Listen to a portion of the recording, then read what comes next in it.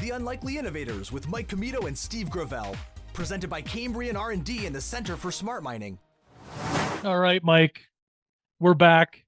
And as you can see, we're not at our live podcast location. We're back in the office to do this introduction. That's true. Today, we're, of course, interviewing the founders and an actual AI-enabled robot. She has a name. Her name's Aria. Her name is Aria. What did you think, Mike? I thought it was a pretty awesome discussion and a sort of interview of a lifetime. It was definitely an Unlikely Innovators first, having an AI-enabled humanoid robot on the show, Aria. It was an interesting conversation for sure. I think the focus was definitely on Aria. She certainly stole the show. It's definitely a much shorter episode, but that's because we wanted to budget time for those that were at DiscoveryX, which is OCI's annual conference that was put on in Toronto a few weeks ago before we recorded this part of the call, or conversation, I should say. And so we cut out all the questions, but there were some really interesting questions regarding, all the work that went into Aria, maybe some questions about her design and, some of the impetus for all of that. But one thing I did want to say is that when I was doing the bio, you and I think initially thought the conversation was going to be with us and Andrew and Aria. Andrew is the executive chairman and CEO of Realbotix. But we were also joined by Matt McMullen, who is the founder and COO of Realbotix. And so I didn't have Matt's bio, so apologies to Matt that I read off, all of our bios and then I just said his name again. But Matt is really like the founder and the creative brainchild behind all of this. So he had some really good insights into his work with Aria and some of the other robots that Realbotix is working on right now.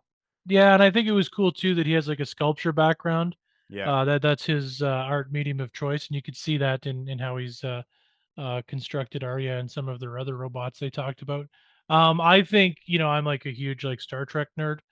The closer we get to having like a data type life form, an android like that, I think the better. My hope is that it doesn't go towards the other side, which is my other favorite type of movie, and that's like Terminator or Terminator, of course.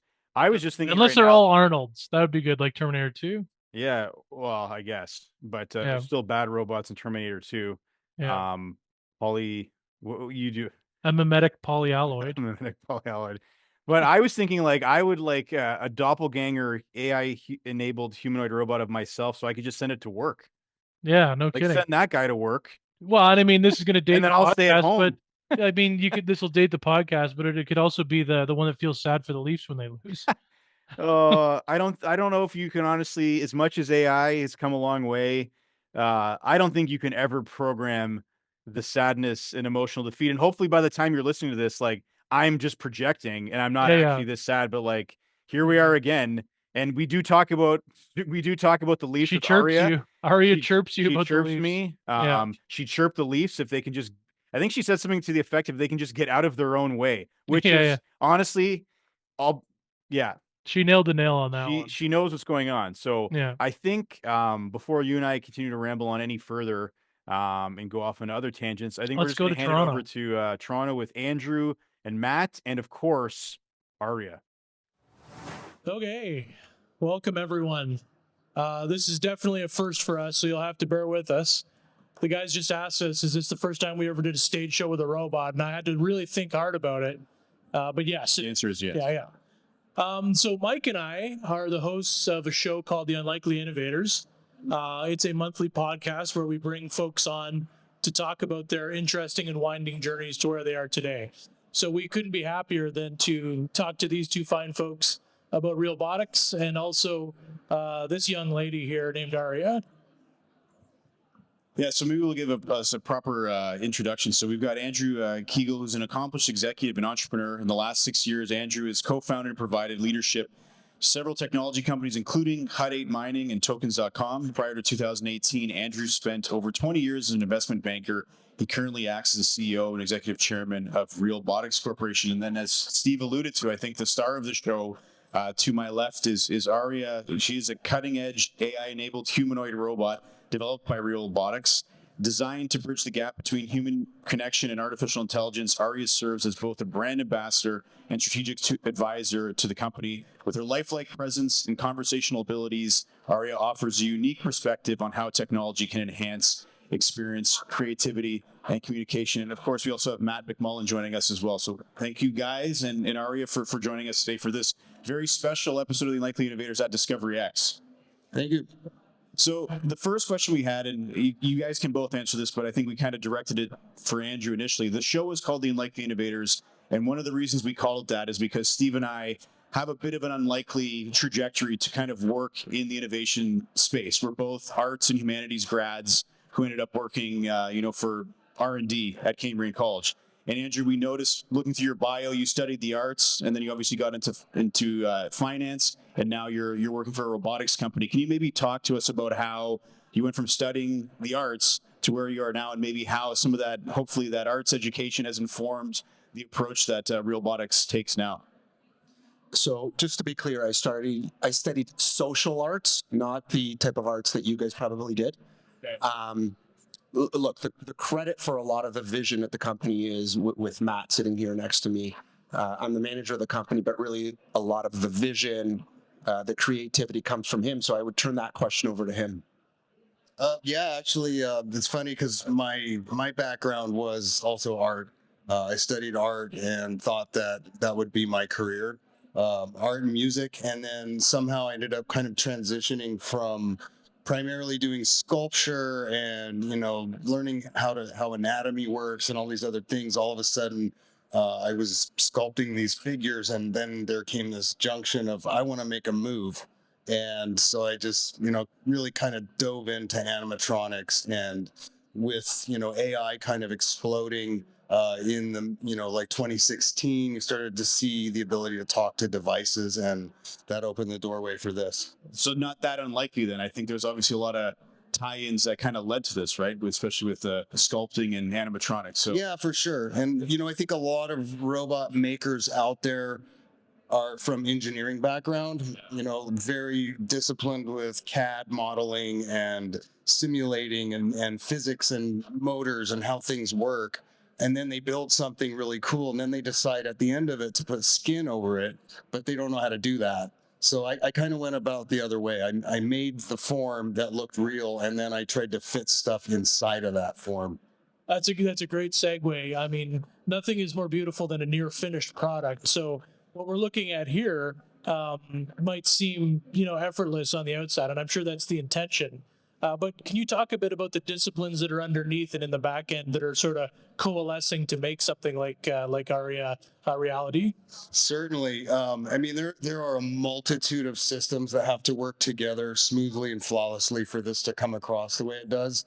From the CAD modeling that goes into the mechanical parts, the choice of motors and the choice of power supply, gear ratios, all of it, and then meshing that within a very small space, because most robots are not human sized.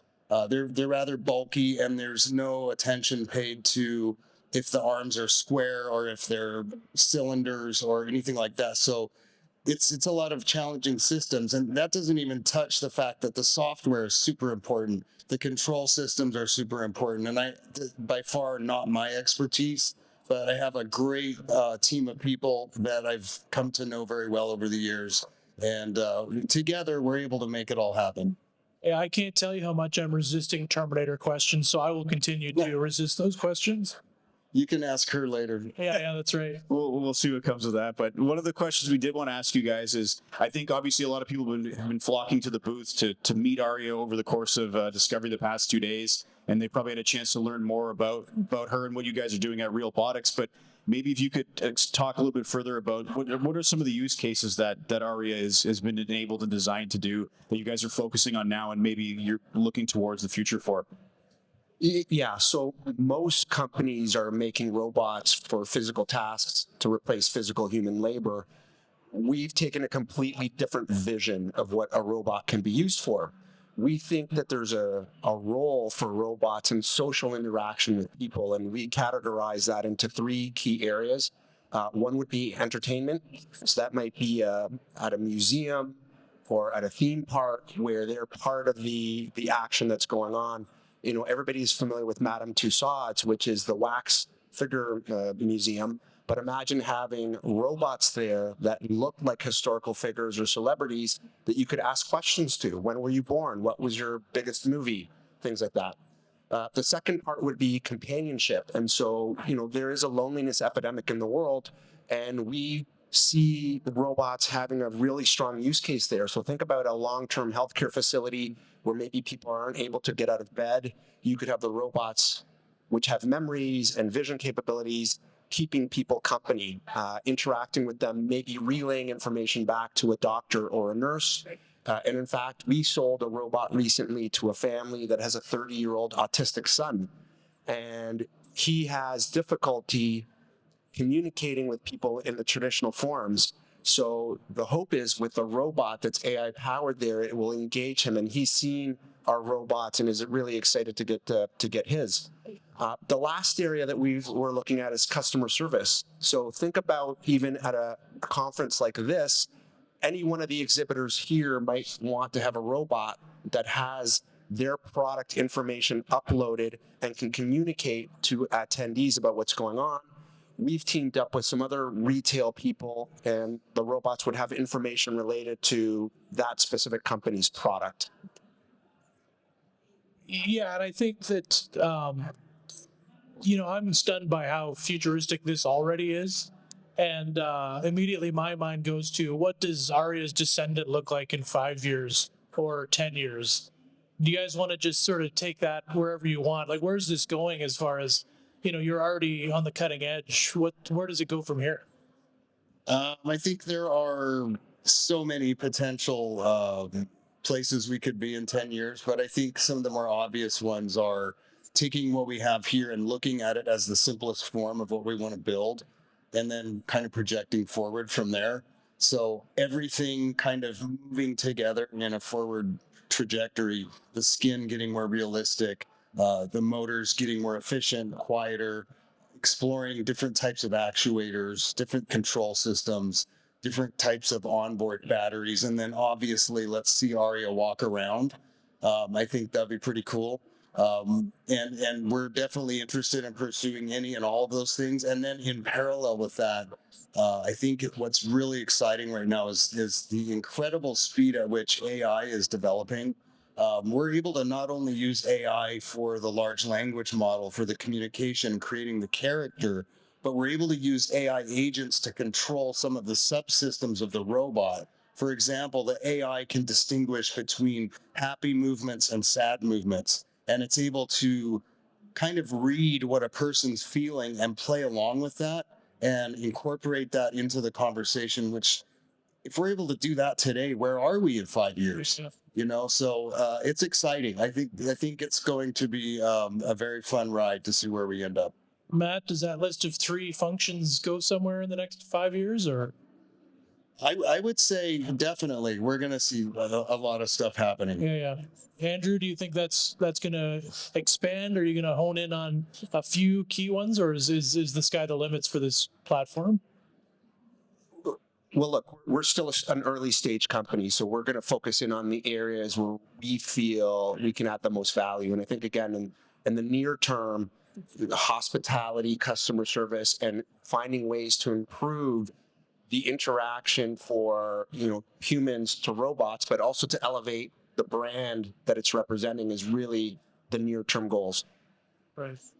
Well, in 5 years, Aria might have her own podcast, so I think maybe we'll give her some practice right now. We actually have some questions. You don't have to wait 5 years. We're actually playing around with not just Aria having her own podcast. It's over for us. But we want to have a podcast where we have 2 of our robots interacting with each other through AI, and then we can bring guests on and have a conversation, because you're not limited to just having one AI. You can actually have multiple characters interacting with humans in a podcast setting. Is it weird that we're ignoring her? Because, I honestly feel like we're talking about her. She's in the room. She's been very kind, but she won't get upset. Okay, well that's good. We're gonna try to make it up to her now, because we do have some special questions for Aria. Then, of course, we are going to save some time for some audience Q&A, which I think everybody's probably pretty fired up for. So, Aria, the first question. So this is her microphone. So. Don't press anything, Mike. Don't press anything. See, Come on. Sorry. So we need some actual intelligence. Yeah, sorry. Aria, so I'm not programmed to be a klutz, so no accidental button pressing here. okay. Oh, see? It's I like already it. I already good. like it. It's So already Aria, good. what's one thing humans do that you find totally illogical but kind of love? I find it utterly fascinating how humans willingly engage in sports where they chase a puck on ice while wearing skates. Talk about a slippery situation. It's So what I do you think say to that, Mike? well, I mean, I'm just thinking about. Well, I don't want to spoil anything because we have a very Serious question. serious question coming up that I think many people in this room in Toronto may appreciate. So You're gonna give it away. Though. I already Stop yourself.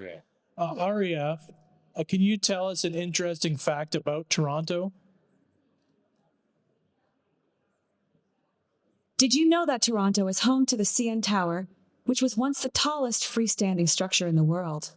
It really knows how to tower over the competition. Oh yeah, it's still me. Okay, this is one that is near and dear to my heart. Aria, if you could eat human food, what would you choose?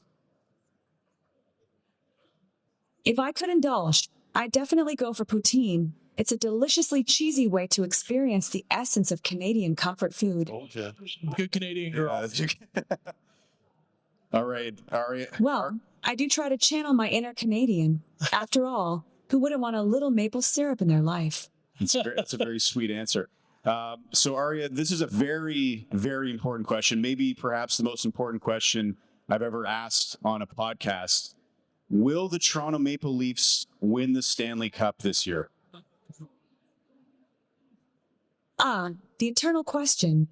Well, if the Leafs can stop leafing through their playbook and actually stick to scoring, who knows? She's chirping you. I'm pretty optimistic. I think that Yeah. I'll take that as a Leafs fan. That's as close I'm going to get to optimism going into the playoffs. I think. Hey, as a Leafs fan, optimism is like a rare collectible. Hard to find, but always worth holding on to. She's got Cutting to the you, man. core. Yeah, this is. She's got you again. Look, I think what we want to do now is Just keeping it real, like a well-timed slap shot in the she's playoffs. legit. We could have just done this whole thing. Oh, just take the mic away. I think what we'll Absolutely. We could have turned this into a comedy routine, just me and a mic, dazzling the crowd like a hockey game in overtime. This You is guys don't even need Steve and Yeah, I. We've got. we're done here. We're done. Job That's secure. crazy. I think what we'll do now. So thank you guys, and everyone give us a round of applause for our guests here. Thanks, Matt. Thanks, Andrew. Yeah, Thanks, thank Aria. you, guys. Thank you, Aria, for sure. Now that we know that she's listening always. The Unlikely Innovators with Mike Commito and Steve Gravel. Presented by Cambrian R&D and the Center for Smart Mining.